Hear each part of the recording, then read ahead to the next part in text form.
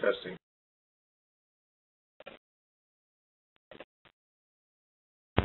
All right, Dan. We hear you. Great. You just fine. Shall we start? Or do you have to press the record button first? Well, Scott is not here yet, so...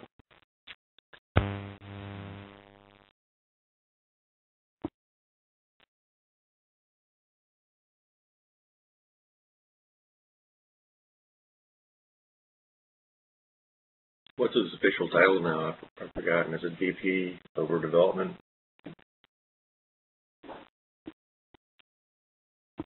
Not sure, actually. Put the question in the Q&A, mate. Get it answered. I wanted to introduce him that way. Sorry.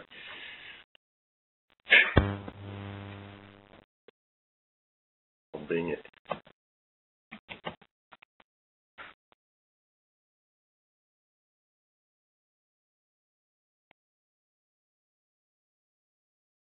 To answer Michael Nell's comment that he's just put in the Q&A, I think the Azure team's just a small part of what he does. But again, guys, Scott is here. Let's get ready to start. Dan, do you want to? Sure. Sure. Do I have to wait till you press the record button? We're already recording. We're good. Go ahead. Great. Well, let's get started on Scott Guthrie's 15th talk for Lidnug. Scott Guthrie works at Microsoft. He does everything there. He's a VP, and he has what they call a large sphere of influence because he basically put Visual Studio on the right path, at least in my opinion. And I guess that was around 2005, and now he's here talking again to us, answering our questions, and so I'd like to go ahead and get him started. Scott, go ahead. Thanks, everyone, for joining. People hear me okay? Loud and clear. Well, thanks, everyone, for joining. This is, as mentioned, it's the 15th time we've done it, which is pretty amazing, actually. I can't remember how many years we've done it, and usually a lot of fun. In terms of kind of how the process actually works, it's pretty unplugged, to use the name, in the sense that there isn't really a formal process for how we do this. It's pretty much an open Q&A session for the next 90 minutes. Any question is fair game, so you can ask anything technology related, you can ask basketball, you can ask whatever, and I'll try to do my best to answer as many of the questions over the next 90 minutes as possible. If you're new to live meeting, basically the way you ask questions in this format is there's a Q&A. If you're using the Windows client, there's a Q&A panel at the top, and you can basically type anything you want in there, and it'll show up in my list. And then what I try to do is basically answer as many of these as I can, again, over the next 90 minutes. As you can ask questions at any point. Basically, one of these that I try to do when I answer the questions is rather than answer them purely chronologically, I do try to group the questions into kind of similar topics as much as possible. So, I might do a bunch of client or a bunch of server or a bunch of cloud all in one go. And then I'll then do the next batch of questions, and I'll keep coming back. So don't worry if your question goes unanswered for a few minutes, or even 15 or 20 minutes. I will eventually get to it, hopefully. And usually we're able to get through all of these questions in sort of the 90-minute period. So if you have questions, definitely go to the Q&A panel and start entering them. It looks like a bunch of showing up right now. And as kind of questions are getting populated, I'll also spend a little bit of time just giving a kind of brief State of the Union, and then we'll dive in and actually start answering. So hopefully, I think, for people who don't know me, by the way, my name is Scott. I kind of run a few teams, as kind of mentioned at the beginning of this talk.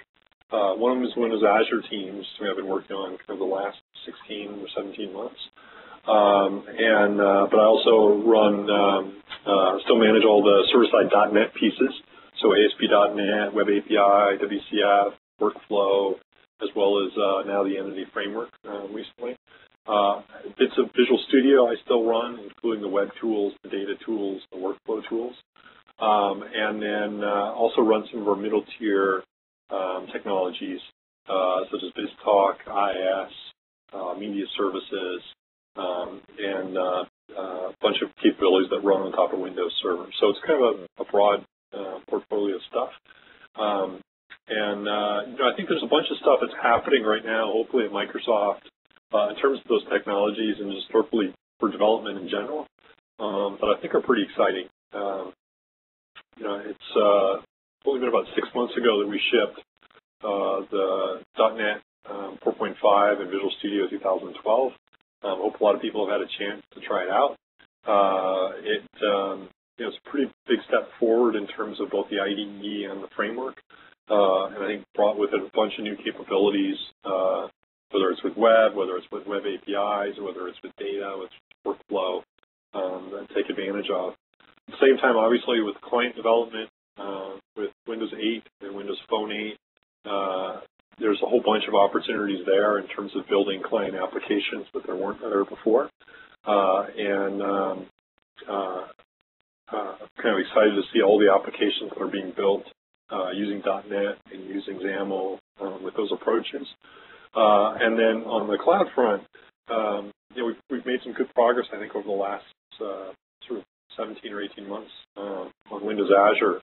And we're starting to get, if you haven't tried it out, kind of a nice service put together that has a bunch of great capabilities that I think to any developer, in particular .NET developers, but pretty much any developer can take advantage of, whether it's with web, whether it's with mobile and client development, and having a back end that supports it, whether it's with data and big data and analytics, and more recently with some of our infrastructure as a service capabilities, providing the ability for you to basically stand up any type of workload and run it in our cloud. You're going to see, hopefully over the next 12 months, some pretty dramatic improvements to the overall service, bunch of new services, bunch of new capabilities. And I think, for anyone that's used .NET and Visual Studio, you're going to find Windows Azure kind of a really natural and really cleanly integrated cloud that's just going to dovetail with it really nicely. If you don't use those technologies, you'll hopefully find it a really compelling cloud as well. So hopefully an exciting time, a lot of stuff coming out this year, good time to be a developer. And with that, let's go ahead and dive into questions and get into some specifics. So let's see.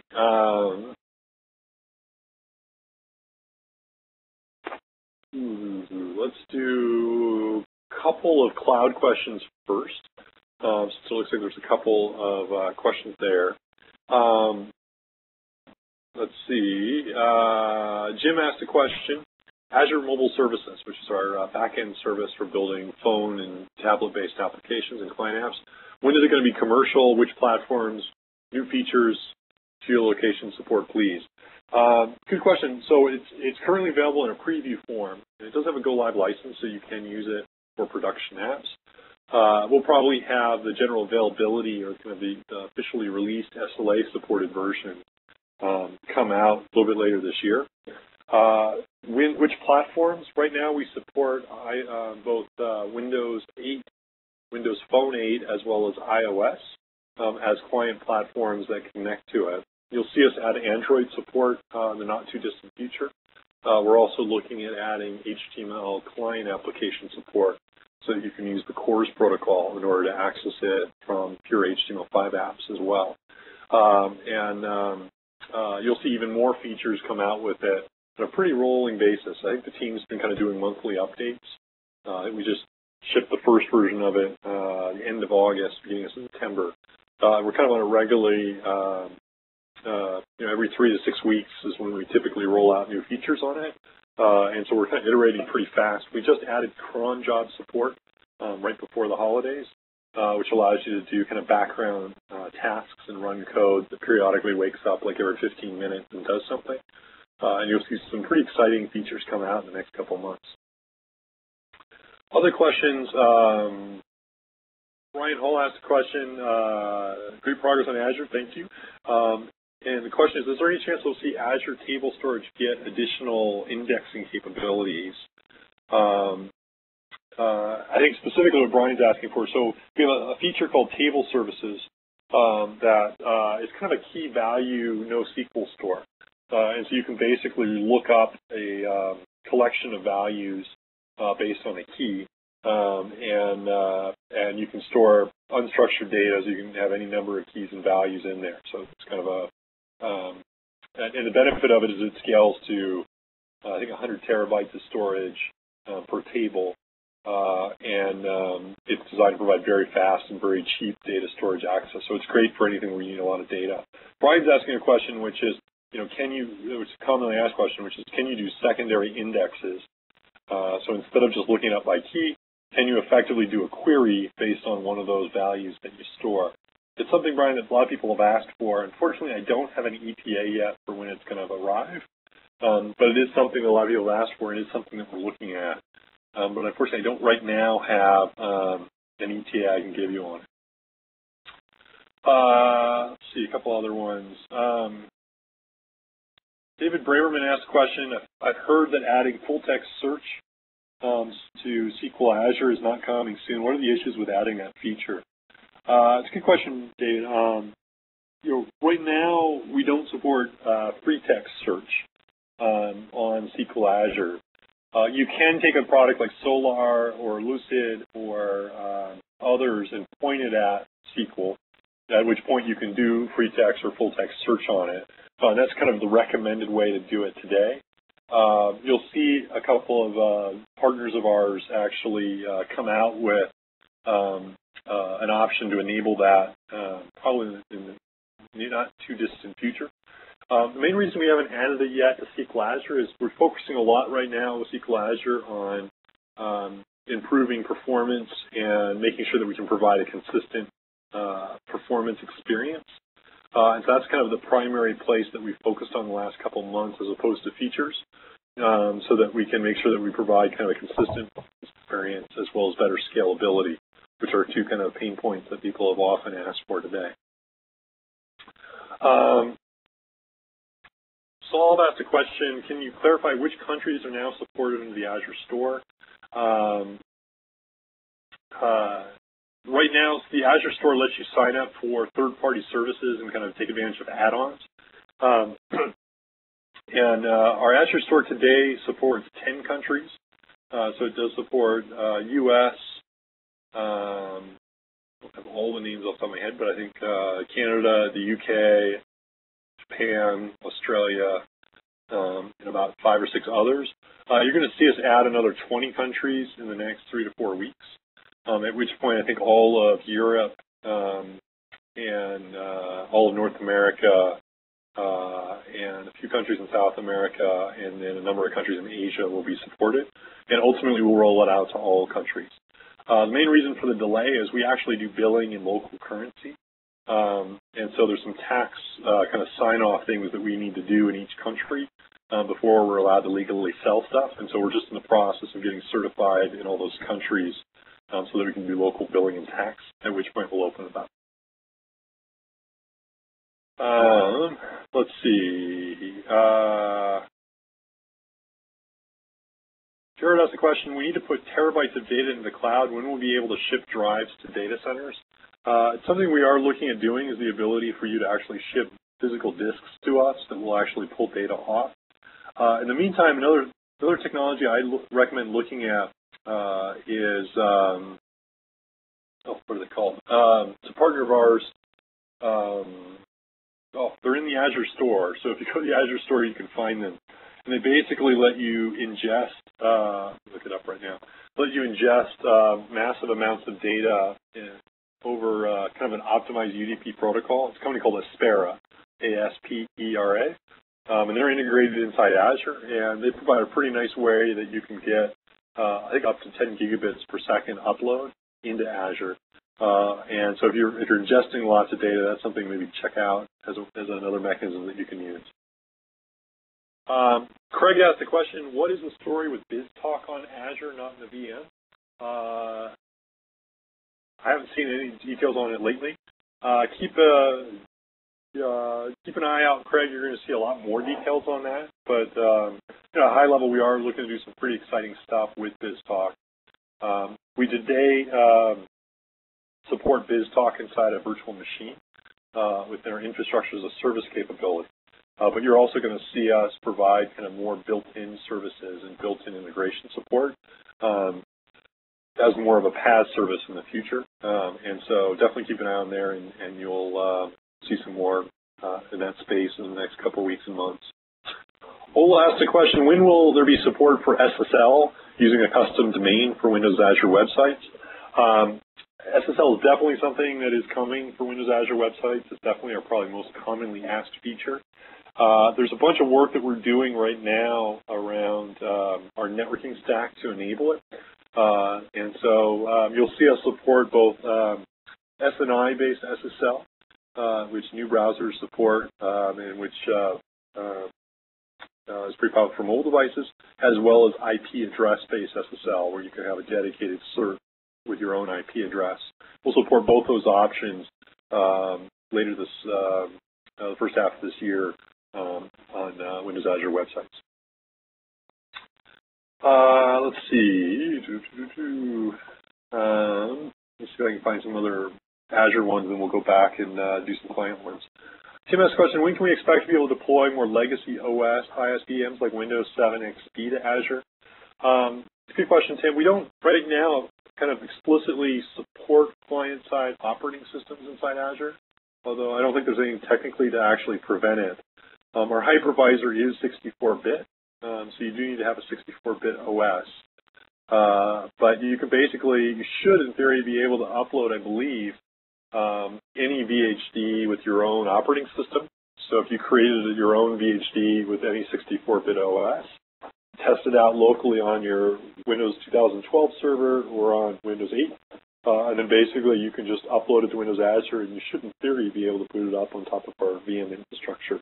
You will see though more images, in particular server-side images, be exposed through Azure though in months ahead. I think today we actually just announced a new open source gallery that we're going to be integrating directly into the Azure portal that lets you run a bunch of Linux and open source packages. And then obviously we'll support a bunch more Windows VM images and templates as well. Let's see, a couple other questions. Jeffrey asked a question, are there any plans on warning users before their accounts are suspended? So in other words, BizSpark and MSDN and the free trial provide you with a bunch of free hours. Once those hours are exhausted, though, if you have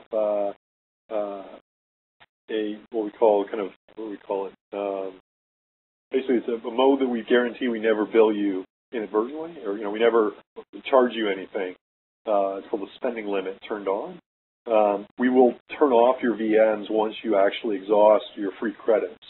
And the main reason we do that is to ensure that we don't, during a trial or a BizSpark, you never have to worry about accidentally getting billed.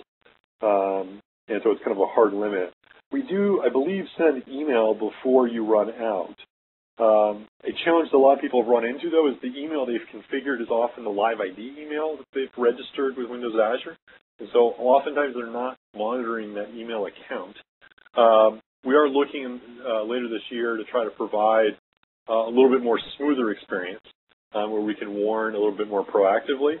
And also hopefully surface in the portal directly as part of the UI, giving you a sense of how much further you have so that you find out faster. Let's see, cloud ones. Okay. Sanjay asked the question, how many developers, QA, and PM work on building the Azure products and tools? We don't actually give out details on exactly how many, but there are lots. So we do have quite a few people working on it now, either directly or indirectly through partner products. It's definitely a big bet that we're betting on. Okay, so let me give you a couple more server-side questions, and then we'll move on to client, and I'll come back and do more Azure ones. Server ones, Chris asked a question, are you the roadmap for Entity Framework. Any thoughts on upcoming full native support of stored procs for code first, and when will that appear? It's a good question. I know that's actually been talked about on the roadmap, Chris. I think it's actually part of the current release. I think it's EF6, EF7. I can't remember. They ship so often now, but it is part of the roadmap. If you go to a blog post I did, it's called on the EF6. It was in December, the Alpha 2. I think one of the things I mentioned is part of the roadmap. I was rereading it to make sure I got this right. We are adding the ability to map stored procedures to query and update operations using code first. So that will be part of the EF6 release. And so if you go to the CodePlex project, you can probably find out a little bit more information about exactly when it's going to show up, but it will show up as part of the current release they're working on. Other questions around, Monique asked a question, can you talk about Web API DI or Web API design patterns? I think what you probably mean is Web API dependency injection as part of that, or just design patterns in general. Web API is kind of a pretty cool product in that it lets you build Web API, different Web APIs in whatever format you want. And so, certainly a lot of people are using Web API to follow the REST pattern and more kind of resource-based approach. But we also, with Web API, support a variety of different patterns, and you can effectively create any URL structure or any HTTP-based pattern with it. We've seen some really good uptake on it, and a lot of people seem pretty happy and excited about it. I think one of the other things that's nice about the Web API work that we've done is that it fully embraces the new .NET async pattern as well. And so the ability both to create kind of nice Web APIs, but also do it in a very efficient way, leveraging the full .NET async support that came as part of .NET 4.5. I think it's pretty cool, and definitely recommend for people that haven't checked it out taking a look at it because it's pretty powerful. Let's see. Other server questions real quick, and then we'll move on to client and other things. Actually, Richard, similar to EF, asked a question. It's my first meeting. When is the next version of EF, version 6? Will it be available? Kind of I mentioned, Richard, if you go to my blog post in December on the new EF6 Beta 2 release, you can learn a little bit more about the one that we just did a couple weeks ago. And then there's also a link then to the EF project on CodePlex, which is called entityframework.codeplex.com. And that does have a roadmap that I'm actually clicking on right now. And that does provide some details about the exact feature set. And also, I think if you read through it, it provides a little bit more detail about when the different drops are expected. And you can also ask questions on the discussion board, and you should be able to get a good read from the team on exactly when that's going to show up.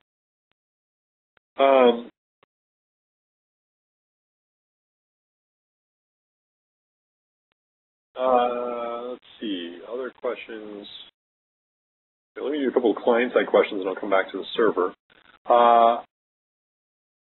Shaggy asked the question, do I know when there would be an update for the reactive extensions or RX for 2.0 that they had for Windows Phone 8 issue?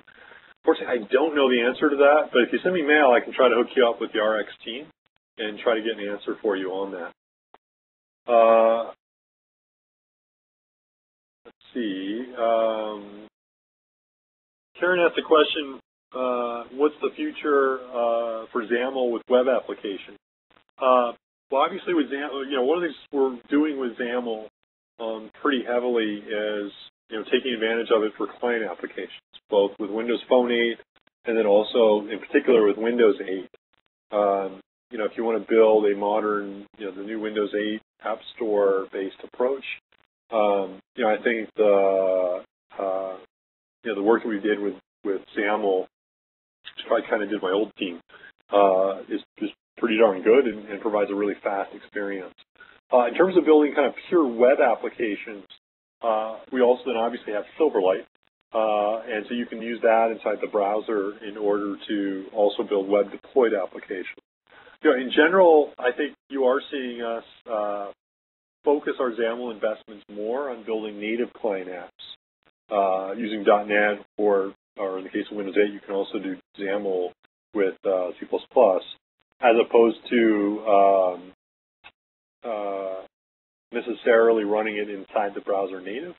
That's primarily for a couple reasons, one of which is just the sheer number of different devices out there makes it kind of hard to have kind of as much platform ubiquity as we originally had when we first came out with Silverlight, when there was really only two main platforms, which was Windows and Mac, before iPhone, before iPads, before tablets, before Windows 8. And so, primarily our XAML investments has mostly been focused at this point now on building client apps. But we continue to support Silverlight. We kind of, did an update to Silverlight, I think last summer, and we've been very clear Silverlight will continue to work and be supported for the next decade.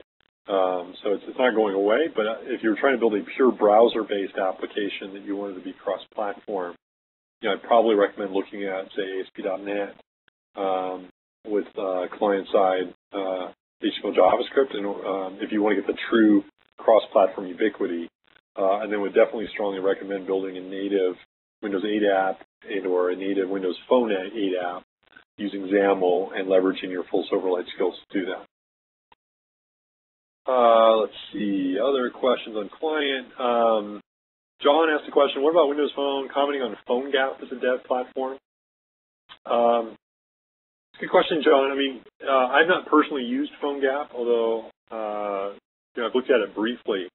I think if you want, there's sort of this challenge, every 6 months there's kind of a new meme on, how best to build client-side applications. So it's, if you ask this question again, Lidnug, maybe I'll have a different answer. But at this point, I think if you want to have a lowest common denominator app that's installed locally, PhoneGap is a good approach to do it. It gives you a way that you can build some commonality across them.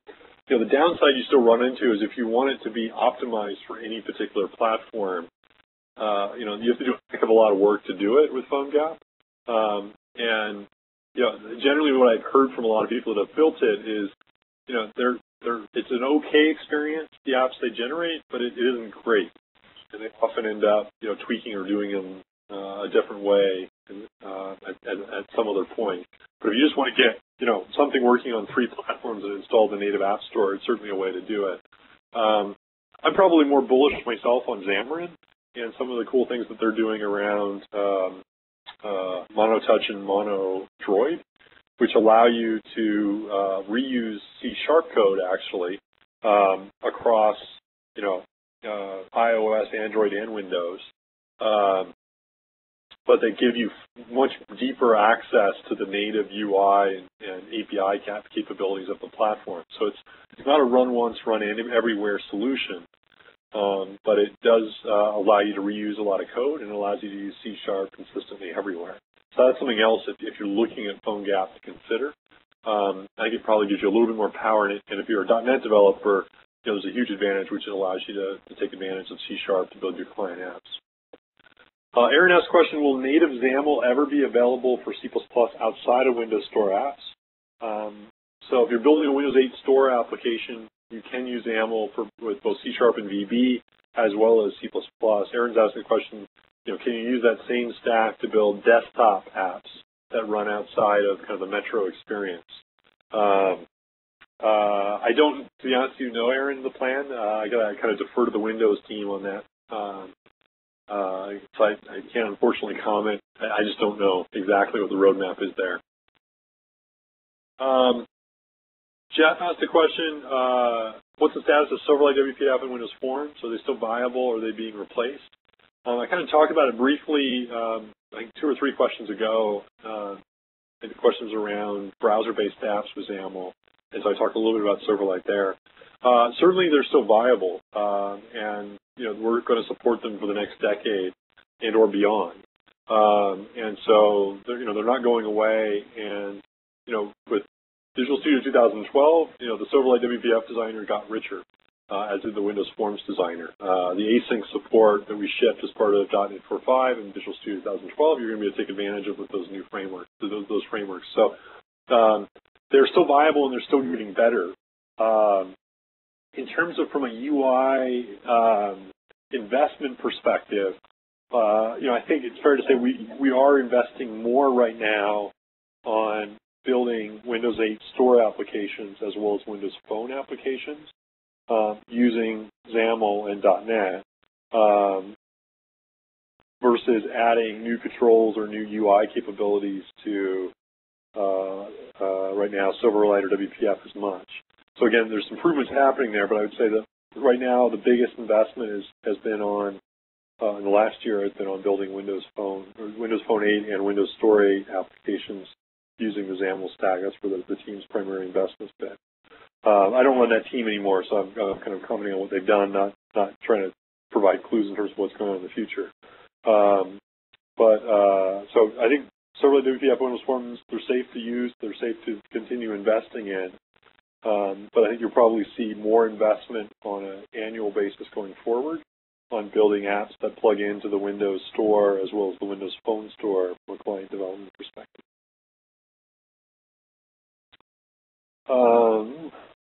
Let's see a couple other client ones, and I'll talk about open source. Sergey asked a question. There was a big push for C++ at build. Script Sharps came out, but .NET C# still seems to be the best choice for client apps, traditional desktop or Win8, ASP.NET, MVC, and server-side code. What does the future hold for C# and .NET? I think it's a great future for C# and .NET.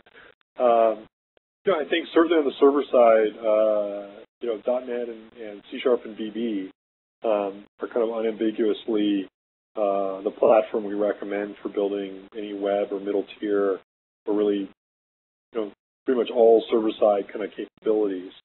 Certainly you can use C++. We like that as well, but in terms of the investments that we've done from a programming model extensibility perspective, just the last year and the next year, C# .NET is clearly the place that we've invested heavily, and will continue to invest heavily going forward. On the client side, we are trying to have an open client platform where you can use multiple languages. And so, we do allow you to build Windows 8 apps using XAML with both .NET as well as C++. And so, you do see a bunch of C++ noise that we've done, partly to kind of make clear, hey, we do have a C++ story now that people can use. But at the same time, we're investing heavily in .NET and with C#. And, I think the Windows 8 experience for building applications with C# and VB is pretty darn good, and I think it's going to get even richer going forward. So I think it's a great feature. Maybe a couple more client ones, and I'll connect back here. Ken asked a question, is TypeScript gaining momentum? What do you see for its future? It's a good question, Ken. The TypeScript team doesn't work for me, so I don't know entirely where we are in terms of momentum. I certainly see a lot of blog posts and articles coming out about it. So it seems to be going very well. In terms of its future, I think, one of the benefits I think it does provide, which is pretty nice, is kind of the ability to write a lot of code that compiles into JavaScript and runs in JavaScript that, you can actually, as that code base grows, you can structure and maintain it a little bit better.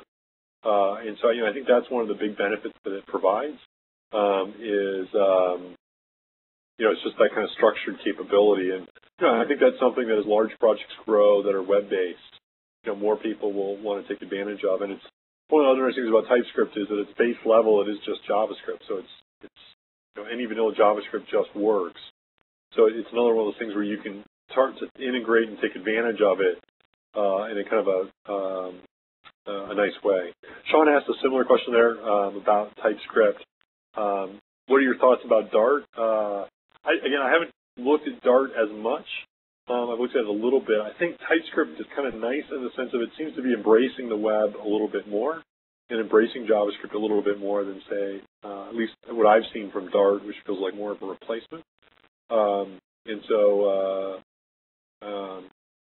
I think it's kind of nice. couple other client-side questions, then we'll move on back to server, or actually open source then server. Paul asked, do we need all these .js frameworks that keep emerging every day? The fact that more of them keep coming out probably means that there's a need for them somewhere. I do think there is a need for JavaScript frameworks, I think part of the reason why there are so many different ones is there are different patterns that people want to take advantage of and use. I think we're also in a learning phase as an industry, trying to figure out exactly, okay, how do you build a next generation application?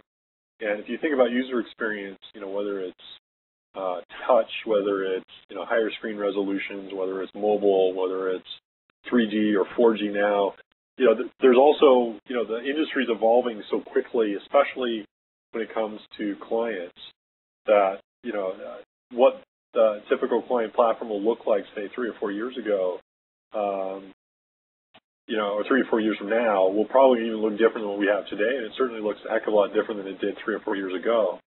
I think part of the reason why these frameworks also keep coming out and evolving is, as those requirements change, and as people learn, they're kind of applying them there more. A couple other quick questions about SignalR. Ian Barry asked, are we shipping SignalR with the next version of .NET? Yep, we are. We're also shipping SignalR even before that with the most recent ASP.NET 2012 update that I blogged about last month. And so SignalR is now part of all the default ASP.NET project templates. And we'll ship SignalR first as part of that, and then the next version of Visual Studio will ship it as well with .NET. Fun with Coding asked, do you know of any big applications in which SignalR is used? There are a bunch of big applications that are using it. I'm not sure which of them are public or which I can talk about. I believe one of them is actually the Windows Azure portal. We use it for some of our build notifications, things like that. So we're using it ourselves. SignalR is great. Highly recommend it if you haven't checked it out. It's one of the coolest pieces of software that I think we've come out with on ASP.NET in the last year. It works great with every browser as well as non-browser devices. So it also works cross-plat on the client side and lets you do some pretty cool stuff. Okay, I'll do a couple more. I'm going to do some open source ones, and then I'll come back and do some other ones. So Eric asked a question. Your teams are already releasing frameworks as open source. When or will they release some of the Visual Studio project templates as open source? That's definitely on the roadmap for, I think, ASP.NET MVC and Web API, and I think Entity Framework. In fact, I think Entity Framework will go first. Where we are looking to release some of the project designers and project tooling work under an open source license. Part of the reason we haven't done it yet, it's not because we don't want to. It's mostly because a lot of the client-side tooling work that we did inside Visual Studio uses and depends on a bunch of internal frameworks, like test frameworks that we have, as well as kind of automation libraries and things like that. And so there's a little bit of, we need to kind of go through those tools and remove some of the internal dependencies that we have and make them a little bit more modular. But going forward, certainly our goal is to make all that tooling open source. The other, let's pull up our open source ones. Peter Shaw asked a question. There is a rumor circulating that Microsoft is embracing the open source paradigm so much that it's even changing a lot of internal software for open source offerings. Good question. I'm not sure exactly what you mean by changing a lot of internal software. We're certainly embracing open source in a pretty deep way. And so, I think you're seeing more and more properties use open source libraries like jQuery or SignalR. If you look at the Azure portal or you look at the TFS portal, they're starting to use a variety of client-side frameworks as part of that. I think we're also embracing a lot of open source protocols. So one of the blog posts I'm going to do shortly is around AMQP support, which is a messaging protocol that we support now with Service Bus on Windows Azure. We also support the Memcached wire protocol with Windows Azure with our caching service and capabilities. So we're trying to make sure, we not only do we ship open source, but we also both consume it and interoperate with it. So I don't think we've killed anything in favor of open source, but we're certainly trying to figure out how we integrate it and take full advantage of it within our products where it makes sense. Any other open source questions? One more. Okay. Let's see. Let me go back to a couple server-side ones now. Actually, one more question. Boy asked a question about read a blog the other day suggesting Microsoft shift IE to WebKit. I haven't seen that blog, and yeah, I don't work on the IE team, so I definitely can't. I haven't seen the blog, and I don't know any of the details. I'm going to pass on that question. A couple other server-side Azure questions. Edward asked a question. A lot of the ASP.NET and MVC extensibility points are still not asynchronous, which is a pain. ASP.NET Web API is great async architecture. I'd love to see ASP.NET and MVC adopt that approach as well. It's a good question, Edward. We kind of, when we first designed ASP.NET and MVC, we built it before the new async capabilities came out. And so you're right, some of the extensibility points are not async yet. That is something that we're looking to improve in the future, and so I think you will see us come out with kind of more async support. ASP.NET Web API came out as part of .NET 4.5, and so because it came out at the same time as the async language capabilities, that's one of the reasons why it has such good async extensibility support. We have done the work inside ASP.NET MVC so that controllers can be async. Your point of there's still some extensibility hooks deeper in the framework that we need to make async is very valid, and we're going to do that as well. Jeremy Hill asked a question, are we planning V3 of ASP.NET web pages, which is our kind of Razor syntax? If so, are we planning for scaffolding or maybe in Web Matrix? We are definitely continuing to enhance and improve Razor or Web Matrix and Web Matrix and ASP.NET web pages. And so you'll definitely see improvements there. I believe scaffolding is part of the next Web Matrix release, although I'm not 100% sure, but I believe that is something that we're doing. Leonardo asked, amazing work on the VS Web Tools. What about SAS? Will VS support it without third-party extensions? So SAS is an alternative way to describe CSS versus writing kind of the native CSS file format. Basically, SAS and LESS both compile down to CSS. And the question is, are we looking to kind of natively support it without any plugin? I don't know exactly the plans there, whether or not the next release of VS will have it in. It certainly would be great to have it in. There is a VS Web Tools plugin that you can install for free that does give you both, I think, SAS and LESS support. And a guy on my team named Mads Christensen writes that. And so if you blog that, you can find more details about it, and that does allow you to use it today on your existing Visual Studio. SQWSQ asked, any word on a schedule for fixed IP addresses for Windows Azure worker roles? I need it for FTP access to partner services that use IP address restrictions. Good question. This is a question that comes up a lot where people are looking for kind of reserved IP addresses where they know the IP address will never change on a deployment. With Windows Azure today, we do promise that we never change your IP address on a given deployment. So if you deploy your app, we make sure we never change the IP address, and if you update the app, we won't change the IP address. The only time we'll change your public IP address is when if you delete your app completely and then deploy it again, then we'll give you a new IP address. And so generally what I'd recommend for that is just make sure that the cloud service that you're deployed in, when you do an update to it, make it an update or a VIP swap. Don't sort of delete and stop the app and then explicitly create a new one. And then your IP address should not change as part of that. Ola asked a question, are you currently working on supporting geographical distribution of Azure websites?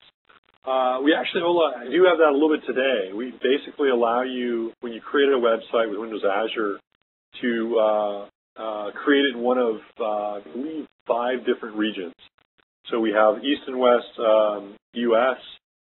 We have 2 regions in Europe, North and West. and then we have our Asia East region supports Azure websites today. And before we kind of release the final release, we'll also support the Southeast Asia region as well.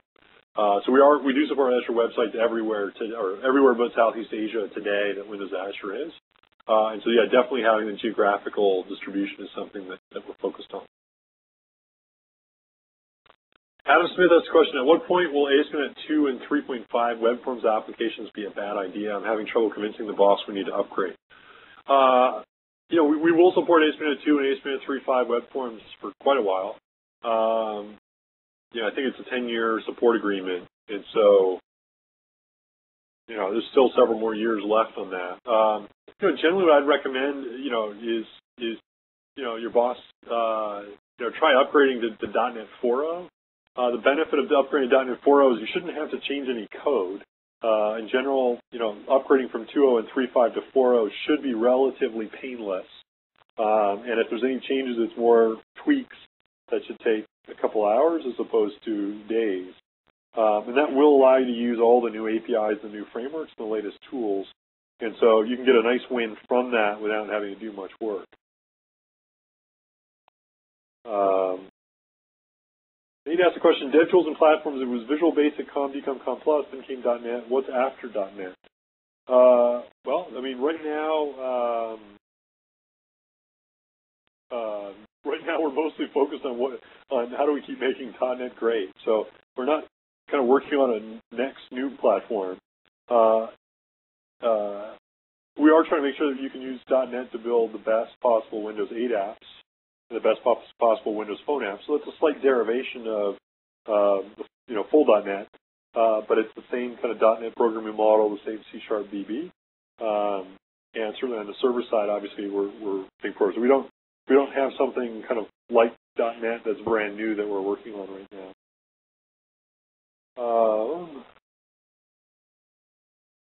Eric asked the question, any line of sight to supporting layer 7 router in the Windows Azure Traffic Manager or in a different Azure product? It is something, Eric, that we're looking at. We do support with Windows Azure websites a layer 7 routing engine. And so specifically, Windows Azure websites does use internally the application request router feature of IIS to implement layer 7 routing support. And so we do provide you know, affinity at that layer in connection routing.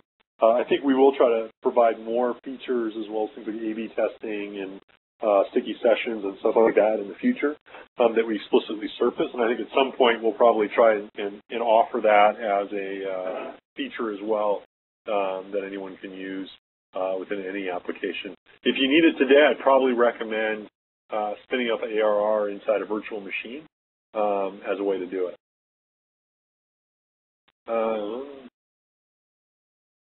Yor asked the question, are you having any special offerings or free for user groups wanting to run a simple website for members of Windows in Windows Azure with a custom domain? A shared Azure website is about $8 a month or $9 a month, so it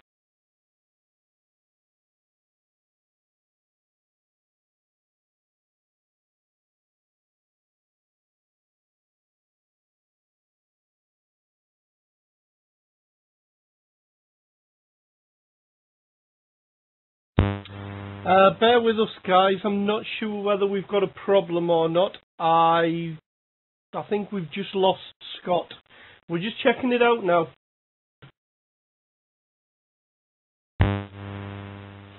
I can hear okay. Yeah, I can't hear you, Scott, here in the UK, and I've got people on chat from the UK saying they can't hear him either. Yeah, he just dropped off. He's probably going to come back.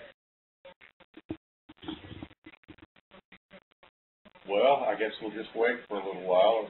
It's only 50 minutes into the presentation, and he's been on a pretty steady clip answering questions. So I guess we'll just hold steady till he comes back in. Maybe run out of battery. It is possible.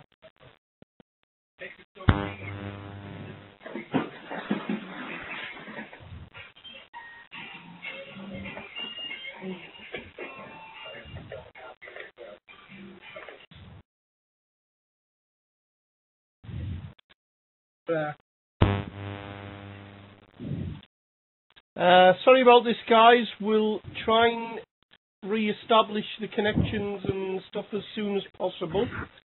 No, Ross, I'm not going to sing anybody a song. Please don't. There we go. Brian's logged in. I'll let him sing you a song. He's got a much more angelic voice than I have. Then let's hand it back over to Scott. I'll be going back, have we? Awesome. Well, he's Great stuff. back in again. Waiting for his audio to kick in. I don't see him on the unmuted list. He's sitting still with no audio.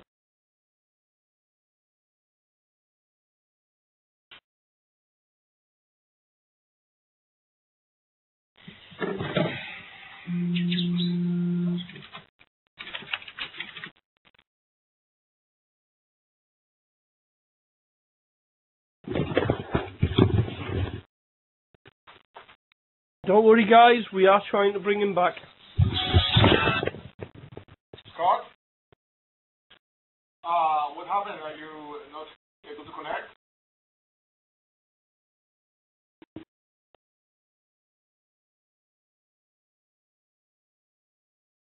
Right, while we try and get him back, I'll ad-lib a little bit here. Oh, hang on. Here we go. Yeah, there he is. Okay, great. Not sure when we dropped off. So, does anyone know what I was answering last when it stopped working? Was that, do you have any special offerings? I think you just said something about it being $8 a month. Okay. Sorry, I'm not quite sure why my audio stopped. Yeah, so basically in terms of, we do have something that's for websites, which is the shared offer. It's about $8 a month, or $9 a month. If you have an MSDN subscription, it also includes free hours as part of it, and so you definitely have more than enough to actually run a website for absolutely free from an MSDN subscription. So it might make sense if you have a user group, if anyone there has an MSDN subscription, that's another way without having to pay the $9 a month that you could go ahead and take advantage of it and basically get hosting for free. Okay, let me go through other questions. Hey, Draper asked, when do we get the ACS features back? Good question. I don't think they ever disappeared. You might be referring to when will ACS show up in the Azure portal. So we did a release of Windows Azure's portal kind of like I think December 18th or 19th. And so ACS is now surfaced in the new Azure portal.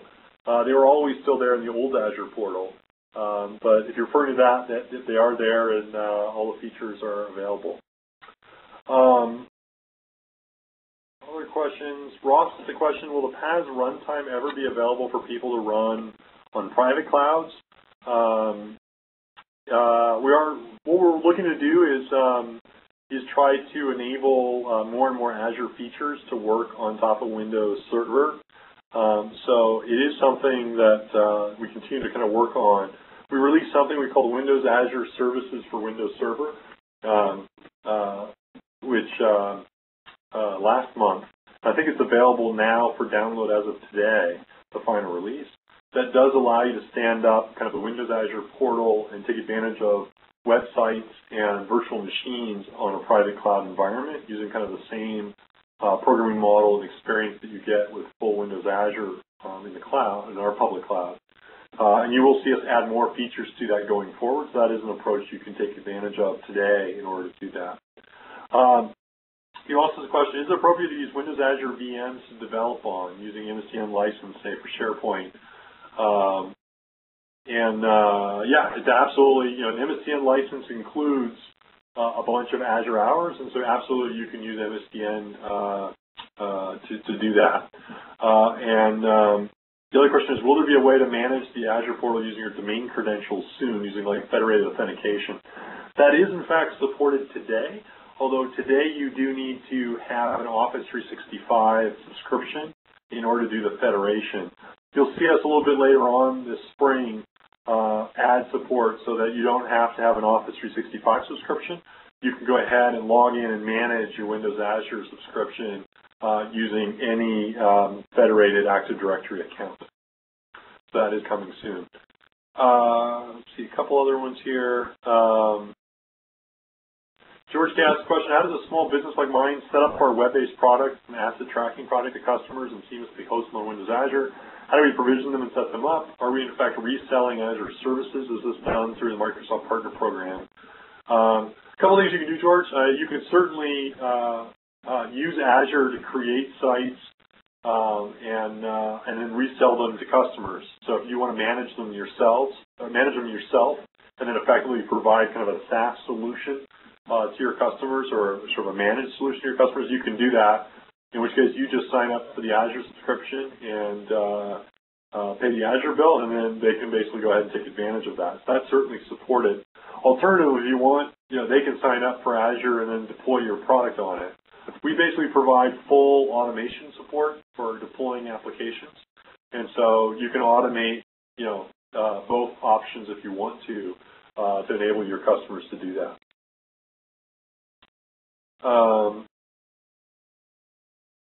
Loic asked the question, I work mostly for large companies in the .NET WinForms that build .NET WinForms apps, and from my perspective, they're not willing to migrate towards web-based solutions. What would you say the future is for these applications? We continue to think desktop applications make sense, and so some people do want to move to the web as a deployment mechanism, but a lot of people, for a variety of reasons, performance or other capabilities, want to keep desktop applications or need something that's only available in desktop applications. And that's partly why we continue to have WinForms and continue to make improvements to it, WPF and other desktop approaches. So I think that's definitely very valid. Saul asked a question, SQL Azure backup access to the transaction log, any news there? You can now within the Windows Azure portal do what's called an export of a database to a blob. So you can basically export to the Windows Azure blob system a database. And that's currently probably the best approach to use for backup. We are looking to kind of have a more integrated backup solution in the future, though. But probably export and import are your best bets right now. The best approach actually with doing backup is actually, if you can, do a transactional copy of the database to another database, and then do the export. And that'll make sure you have a transactionally consistent backup copy.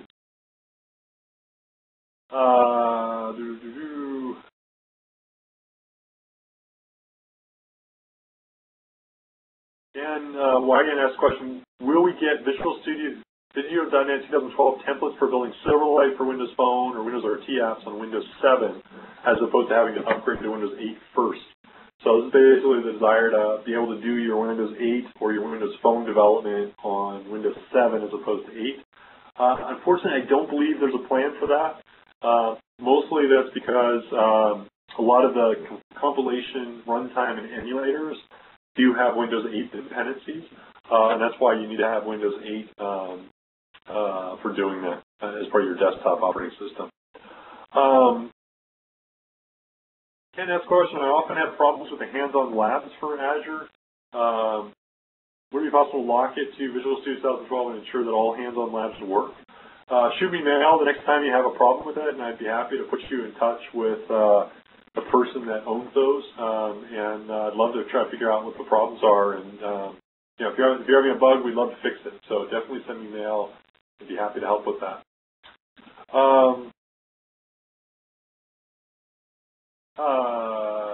John Davis has a question. What do you have for developing iPhone apps? Is that even a worthy question for you? Well, any question is worthy in an unplugged session. What do I have for developing iPhone apps? The capabilities that I guess my team works on that you can use for building iPhone apps. Obviously, we have with ASP.NET the ability to build web-based mobile applications and backends for building mobile apps, whether it's with Web API or whether it's projecting HTML using MVC or web forms. We also then with Windows Azure have this new Windows Azure Mobile Services capability that allows you to build a backend for a mobile app and it supports not only kind of data, but also login identity as well as push notifications. And so we do support, as part of the push notification work, support to integrate with Apple's notification system. And so it's pretty easy and pretty compelling to build a mobile app on Windows Azure that targets iPhone, as well as soon Android devices, in addition to obviously Windows Phone and Windows 8. Shaggy asked a question, do you know when the next CTP for Roslyn will be released? Roslyn is the code name for some of the new compilation technology that we're adding in the next version of Visual Studio. It's very, very cool. Lets you do kind of much more scripting-like capabilities with C# and VB, meaning you can have like a REPL window that you can test things out, and it's going to allow us to have much richer IntelliSense and refactoring support inside the IDE. I don't, unfortunately, though, know when the next CTP of it's coming out, but it's definitely something I know the team's working hard on. Bill Walter asked, from a technical and license basis, can a Windows Server 2012 server run in Azure be configured to offer VDI or terminal services for traditional desktop apps from Azure to devices like Windows 8 RT and other desktops through the Internet? From a technical perspective, I think you can. And I think if you run a Windows Server VM, you can do it. In fact, I've been known to actually run my email in the cloud in Azure and remote desktop into it from, say, a Surface device. I don't, to be honest with you, know all the licensing implications on it. But if you send me an email, I can try to find out for sure for you. Brent asked a question, what future directions or technology am I most excited about? Well, that's a good question. There's so many to be excited about.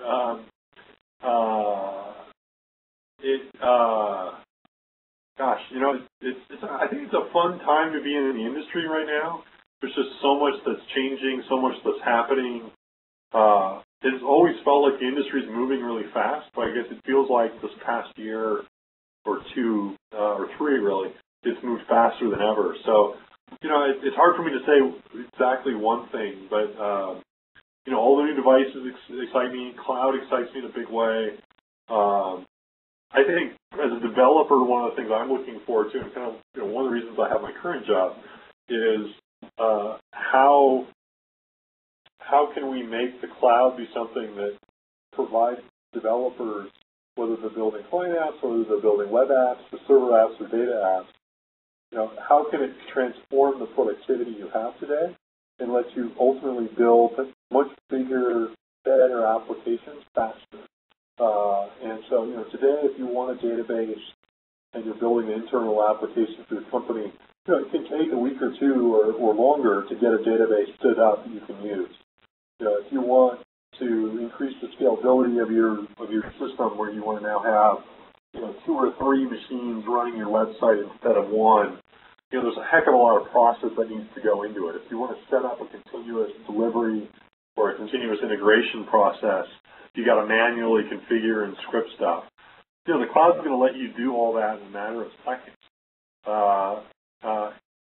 which frees you up to build much, much richer applications.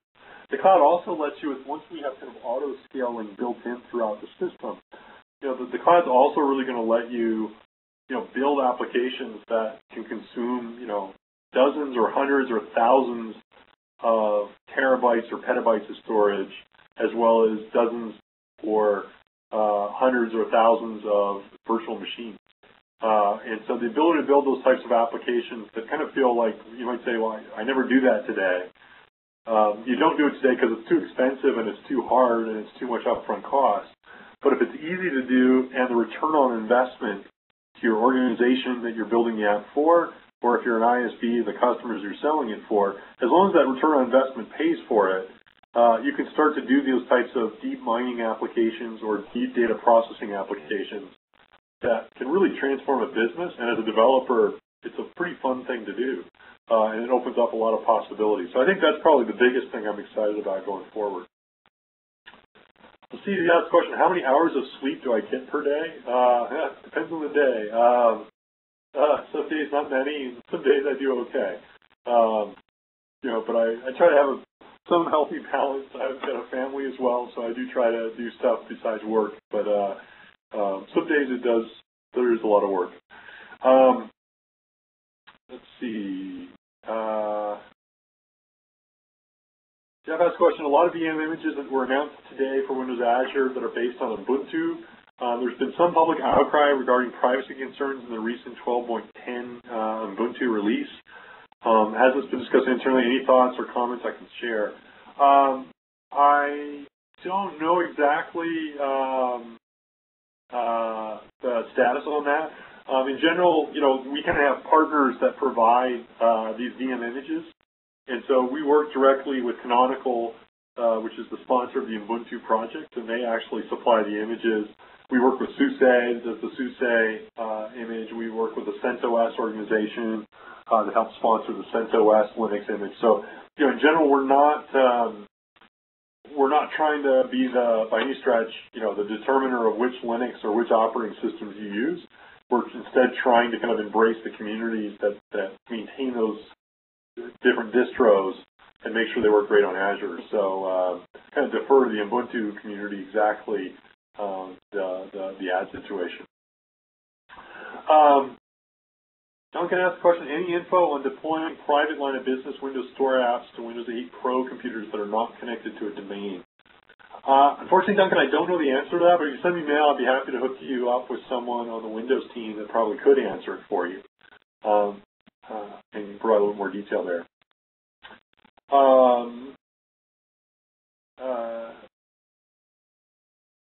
One with coding asked a question, do I think that the create once and run everywhere is going to be possible one day in the future on all Windows devices like PC, laptops, phones, and Xbox? I don't think there's ever going to be a just create once and run great everywhere option. Whether that's between a phone and a tablet, or whether that's between different versions of different operating systems. I think what we're going to get to is a point where you can reuse the same skills, and you can reuse a heck of a lot of code. In some cases, majority or 95% of the code. But I think, if you're optimizing for a 10-foot TV experience with Xbox, or you're optimizing for a tablet experience, or you're optimizing for a phone, there's still going to be tweaks you're going to want to do to optimize for those particular devices. Now, you might still be able to package it up into one application and run it everywhere. But I think you're still going to want to modify effectively your view code, if you will, for client apps to tailor it based on the device or the form factor.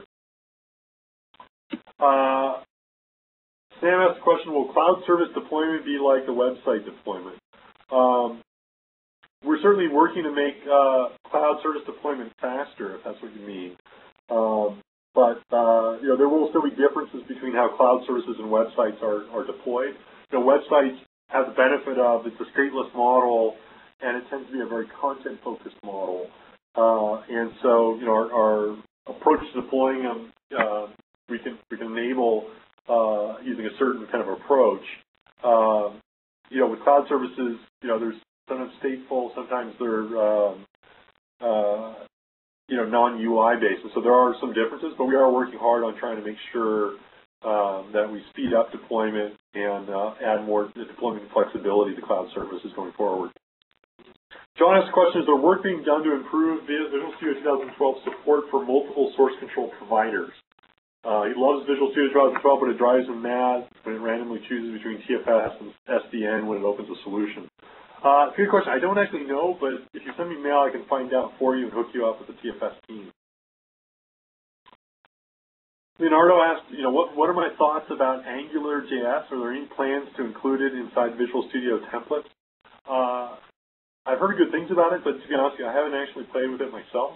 So I don't know exactly the plans there, but I have heard good things about it.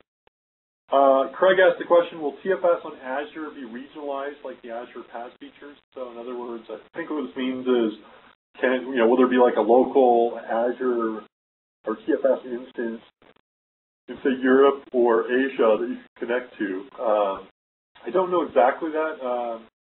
There certainly is, though, you can certainly use TFS to work everywhere. So you can build a TFS project and then deploy to any of our regionalized data centers or regions. So that is definitely planned and currently already supported today. I don't know if the actual source control data is going to be replicated in different regions right now. Andy L. asked, will there be a move to make Microsoft libraries easier to mock in general? Even now, many libraries are impossible to mock and require wrapping. That is something that we are supporting or looking to make better in the future. In general, I'd say a lot of the new projects that we've come out with, say Web API or others, I think we've done a much better job at making it mockable and even testable. There are still, though, legacy libraries that are hard to test,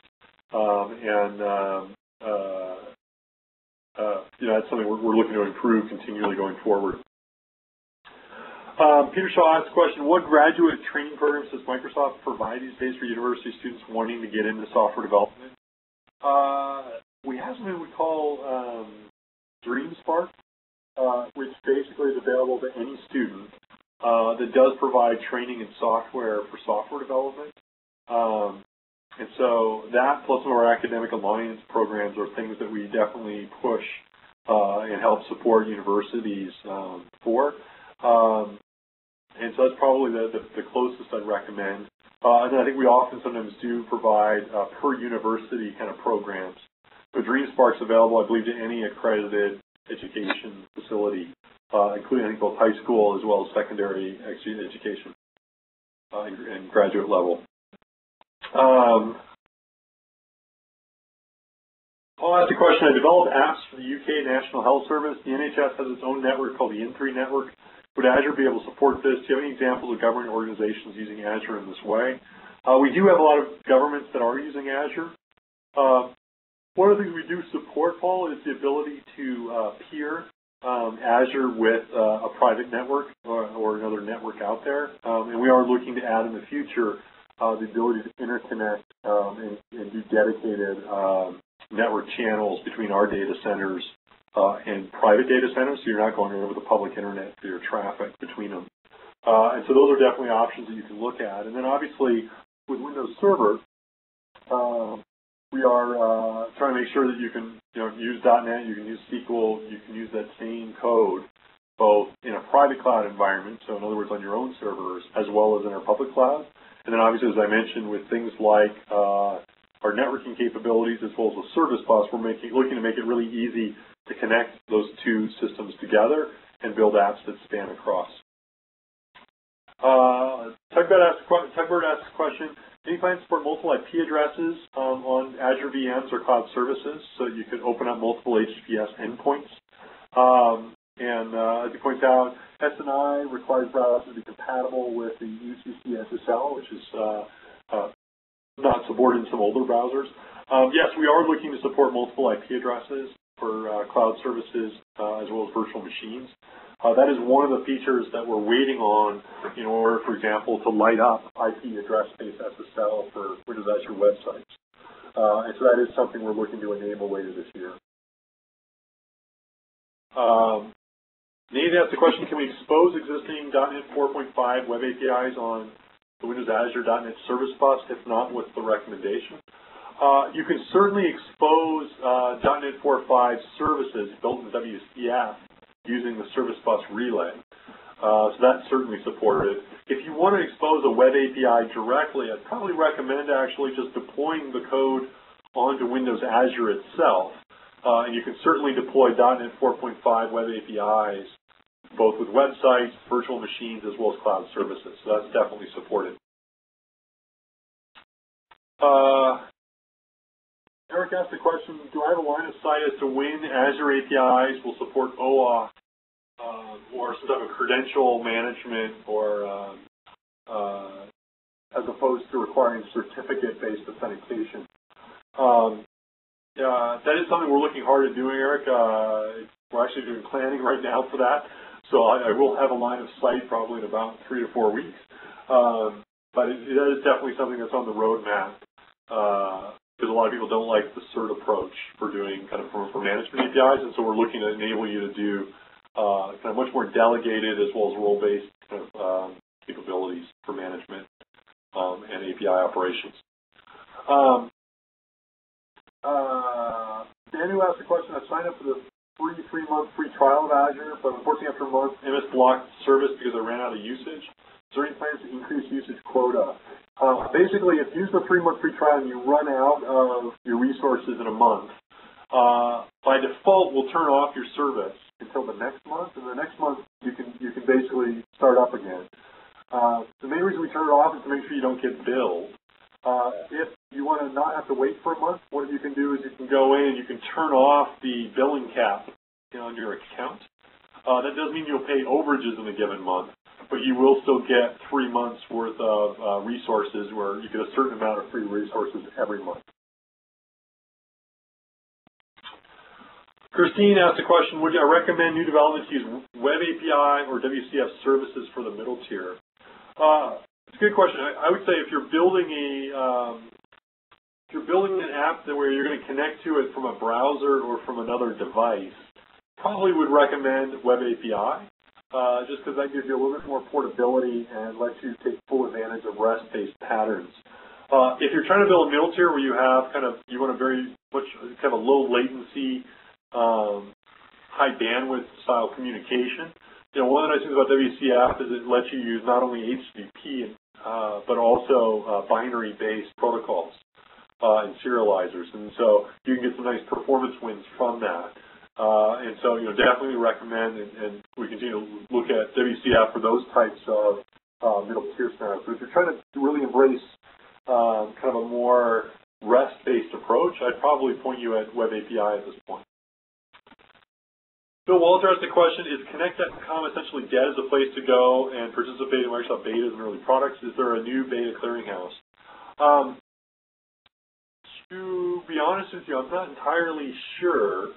I don't know if it's dead or not. We're using a variety of approaches, including user voice as a way to get feedback. I'm not entirely sure the plan with Connect.com at the moment. So not entirely sure there. Adam Smith, other than using Azure, do you have any advice on how to best update a website that is constantly being used? A common approach that you can do, like if you have your own server, is basically have two readers or two sites. You basically, when you do an update, copy the contents of the second site that isn't currently public, test it out, make sure it's good, and then you can go ahead and run a script in your IS, which basically just flips the meter from staging to production. And so that's kind of a low-tech approach for how you can go ahead and stage and then support rollback of web apps and things like that. So that would probably be an approach to kind of look at.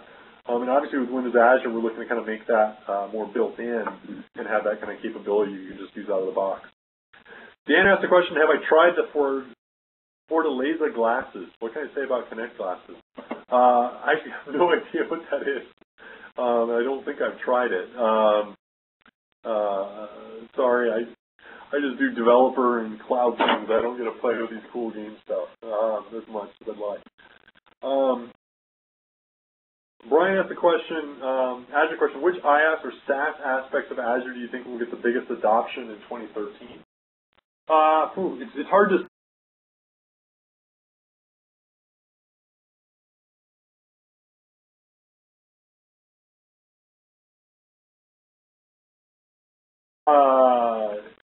be honest, I don't know the answer to that. You should send a tweet to David Fowler or go to the SignalR Code Home.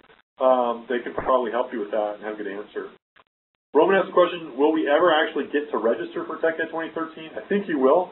I don't, though, to be honest, exactly when it opens up. It usually, I think, opens up either in February or March, but I don't, unfortunately, know 100% the answer. Tony asked a question about core support, and he asked, am I aware of sites using these patterns? I know of it, but to be honest with you, I've never used it. And so probably not the best person to answer, but I do know it is something we're looking at for both web API as well as mobile services, looking to enable. Fun with coding, what do you think about HTML5? Do you think it'll work as reliably as Silverlight? I mean, it's certainly different than Silverlight. there's benefits to HTML5 and there's downsides. I think the benefit is it's implemented everywhere. So, it does provide that ability, and it does provide, a lot of capabilities. So, I think it is something a lot of us are going to use. Ian Barry asked, do you implement strict test-driven development in Microsoft? In general, no. I think there's a few teams or feature teams that do. But in general, I think we follow more of we do require every developer to maintain unit tests. So we do push testing onto developers, and we do require that pretty much uniformly in all teams. But do we follow the strict, you must write the test, have it fail before you write the code, kind of the true red-green kind of model of TDD? We don't typically follow that in a lot of teams. Some teams do, though, and certainly individual developers often do. So it's not enforced, but some developers definitely use that approach. But pretty much all developers are responsible for having full unit test coverage before they're allowed to check in a feature or code. And the last question, Tybert asked, what's my favorite interview question? I think I designed like a memory manager at some point in the distant past, and that was a good, tough interview question. But it's actually been a long time since I've ever interviewed, so I usually ask interview questions as opposed to answer them. But yeah, that's probably something to do with memory management. It's usually a fun one to explore. So I think we're done with this. If you joined late, I will post an update on my blog with a link to the audio download of this talk. Looks like we got through all the questions. I hope the audio is still working. And I want to say a big thank you to everyone for joining here today, and look forward to doing another talk in hopefully another couple months. Thank you, Scott. Yeah. Scott, we really appreciate you spending time with us today, and I hope we get to see you come back again. 15 down, 15 more to go. We've just really enjoyed the ability to pose these questions directly to you and watch you shoot them down just as quick as we put them up. Great, thank you. I think that everybody will be able to see this up on YouTube before long, probably by tomorrow morning, sometime tomorrow, maybe even later tonight. And just to let you guys know, Lidnug has been rebuilding their website, and before long we're going to introduce that as well, and we hope you'll continue to participate on the internet. Thank you.